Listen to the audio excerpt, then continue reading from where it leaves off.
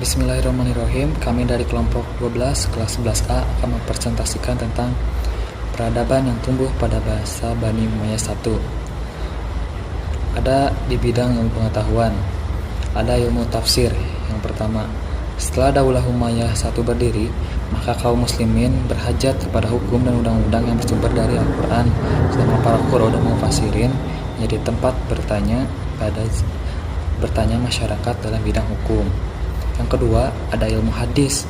Pada saat mengartikan maka ayat-ayat Al-Quran, kadang-kadang para ahli hadis kesulitan mencari pengertian dalam hadis, karena terdapat banyak hadis yang sebenarnya bukan hadis. Dari kondisi semacam ini, maka timbullah usaha para muhadisin untuk mencari riwayat dan sanad hadis. Yang ketiga, ada ilmu qiraat. Dalam sejarah perkembangan Islam, yang pertama kali berkembang adalah ilmu qiraat.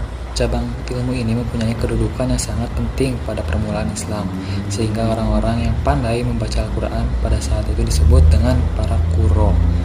Yang keempat, ada ilmu nahwu.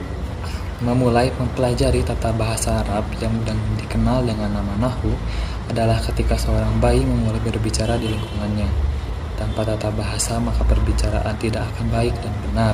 Yang kelima, ada tarikh dan geografi. Penulisan sejarah Islam dimulai pada saat terjadi peristiwa-peristiwa penting dalam Islam, dan dibukukannya dimulai pada saat Bani Umayyah dan berkembang pesat terjadi pada saat Bani Abbasiyah. Yang keenam, ada seni bahasa. Umat Islam pada masa Bani Umayyah selain telah mencapai kemajuan dalam politik, ekonomi, dan ilmu pengetahuan, mereka juga telah tumbuh dan berkembang dalam seni bahasa. Untuk membentuk dan menyempurnakan departemen-departemen pemerintahan, maka dibentuklah departemen atau organisasi yang pada masa Bani Umayyah 1. Di antaranya, yang pertama adalah Diwan Qadil Qudoh, yang berfungsi untuk yang bertugas untuk departemen kehakiman, yang dipimpin oleh Qadil Qudoh, ketua Mahkamah Agung. Semua badan pengadilan atau badan lain yang hubungannya dengan kehakiman berada di bawah Dewan Qadil Qudoh. Yang kedua, ada Qudoh al-Aqali atau hakim provinsi yang mengetuai pengadilan tinggi. Yang ketiga, ada Qudoh al-Ansar atau hakim kota yang mengetuai pengadilan negeri al-Qadaw atau al-Hisbah. Yang keempat, ada al-Sutoh al-Qadaiyah, yaitu jabatan kejaksaan di ibu kota negara dipimpin oleh jaksa agung, dan di tiap-tiap kota. Dalam badan pengadilan juga terdapat 3 macam, yaitu 1. Al-Qadaw dengan hakimnya yang bergelar Al-Qadi. Tugasnya mengurus perkara-perkara yang berhubungan dengan agama pada umumnya. Yang kedua, ada Al-Hisbah atau hakimnya yang bergelar Al-Mutasib. Tugasnya menyelesaikan perkara-perkara yang berhubungan dengan masalah-masalah umum dan tidak tindak pidana. Yang ketiga, ada Al-Nador fil Madolim dengan hakimnya yang bergelar Sohibul atau Qadil Madolim. Tugasnya menyelesaikan perkara-perkara banding dari kedua pengadilan pertama. Ada juga Mahkamah Modalim yang mengurus hal-hal berikut. Yang pertama, pengaduan rakyat atas para gubernur yang memperkosa keadilan. Kedua, pengaduan para pegawai dikurangi gajinya atau terlambat pembayarannya. Yang ketiga, menjalankan keputusan-keputusan hakim yang tidak berdaya. Kemudian Qadi atau Mutosib yang menjalankannya. Yang terakhir, mengawasi terlaksananya ibadah. Untuk materi selanjutnya akan disampaikan oleh rekan saya, yaitu Revalina. Kekuasaan. Perebutan kekuasaan oleh Muawiyah bin Abi Sufyan mengakibatkan terjadinya perubahan dalam peraturan yang menjadi dasar pemilihan khulafa. Dengan demikian, jabatan khalifah beralih ke tangan raja satu keluarga yang memerintah dengan kekuatan pedang, politik, dan tipu daya atau diplomasi. Al-Kitabah atau Dewan Sekretariat Negara. Mereka mengurus berbagai urusan pemerintahan, diantaranya Khatib ar-Rosail adalah sekretaris yang mengurus urusan persuratan. Khatib al-Kharaj yaitu sekretaris urusan pajak atau keuangan. Khatib asyurtoh yaitu sekretaris urusan kepolisian, dan Khatib al-Qadi yaitu sekretaris urusan kehakiman. Al-Hijabah yaitu organisasi yang baru dibentuk pada masa Daulah Umayyah, bertugas untuk urusan pengawalan dan keselamatan khalifah. Departemen-departemen yang lahir pada masa Khulafaur Rasyidin dikembangkan dan disempurnakan oleh Bani Umayyah, diantaranya yaitu departemen yang pertama An-Nidham al-Idari, yaitu organisasi yang bertugas untuk tata usaha negara. Dibagi kepada 4, yaitu yang pertama Ad-Dawawin. Ad-Dawawin bertugas untuk mengurus tata usaha pemerintahan. Daulah Umayyah mendirikan 4 dewan atau kantor pusat, yaitu Diwanul Kharaj, Diwanul Rosail, Diwanul Mustagilat al-Mutanawiyah, dan Diwanul Khatim. Yang kedua, Al-Imaroh ala al-Buldan. Daulah Umayyah membagi daerah Mamlakah Islamiyah menjadi 5 wilayah besar, yaitu wilayah pertama Hijaz, Yaman, dan Najd atau pedalaman Jazirah Arab. Kemudian Irak Arab dan Irak Ajam. Yang kedua Aman dan Bahrain, Karman dan Sajistan, Kabul, Khurasan. Yang ketiga negeri-negeri di belakang sungai atau disebut juga Mawaro Anahri dan Sin, serta sebagian negeri Punjab. Wilayah keempat, Mesir dan Sudan, Armenia, Azerbaijan, dan Asia Kecil. Yang kelima, Afrika Utara, Libya, Andalusia, Sisilia, Sardinia, dan Balyar. Setiap wilayah besar diangkat seorang Amirul Umaro, yaitu Gubernur Jenderal, yang di bawah kekuasaannya terdapat beberapa amir atau gubernur yang mengepalai satu wilayah. Yang ketiga, Barid adalah organisasi pos dalam tata usaha pemerintahan semenjak Muawiyah bin Abi Sufyan menjadi khalifah. Yang keempat adalah Syurtoh.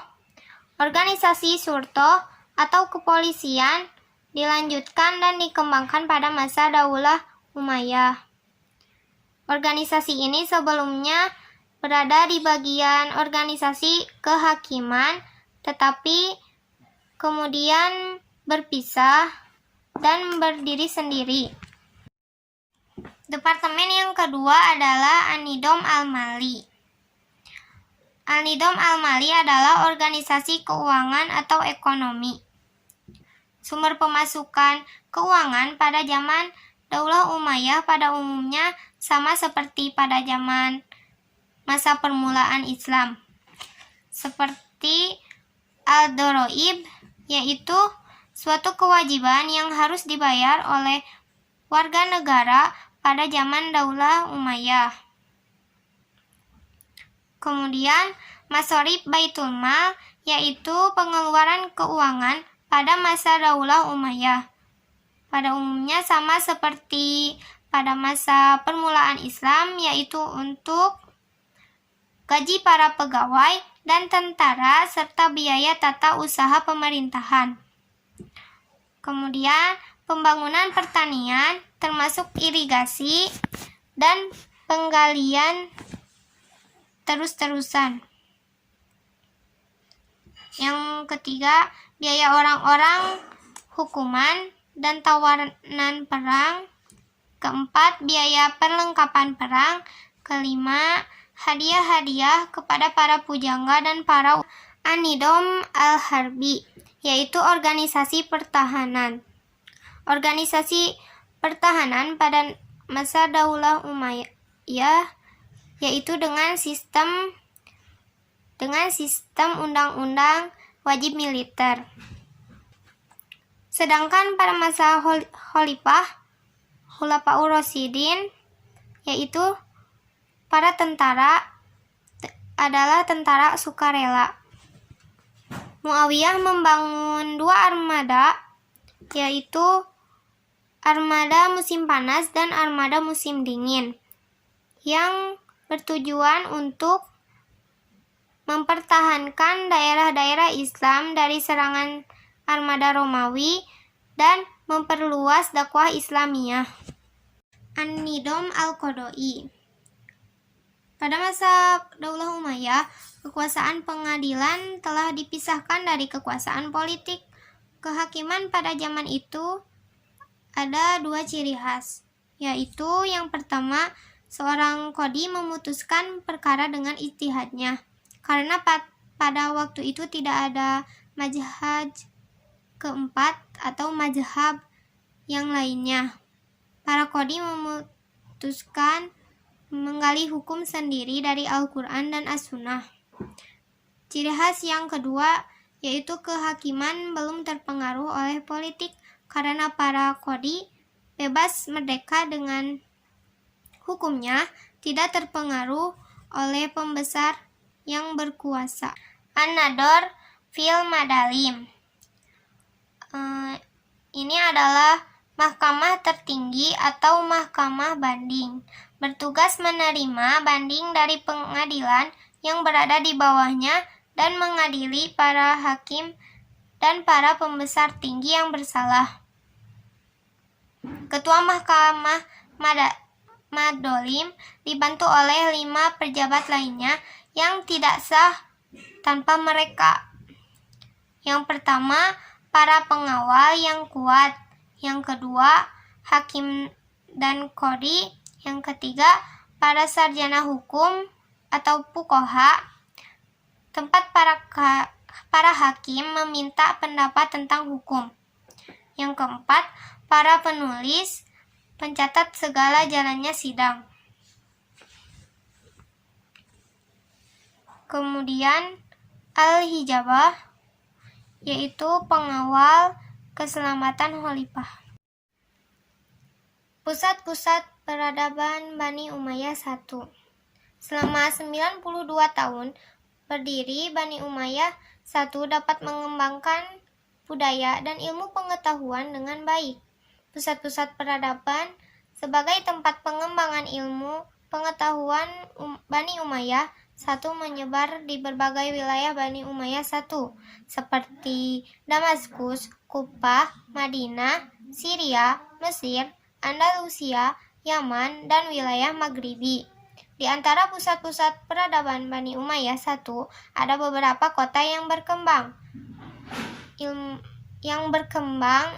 pengetahuan dengan baik, seperti Kufah, Basro, Syria, Andalusia, Cordoba, Granada, Mesir, dan juga Kairawan. Cukup sekian yang dapat kami sampaikan. Mohon maaf apabila terdapat kesalahan. Wassalamualaikum warahmatullahi wabarakatuh.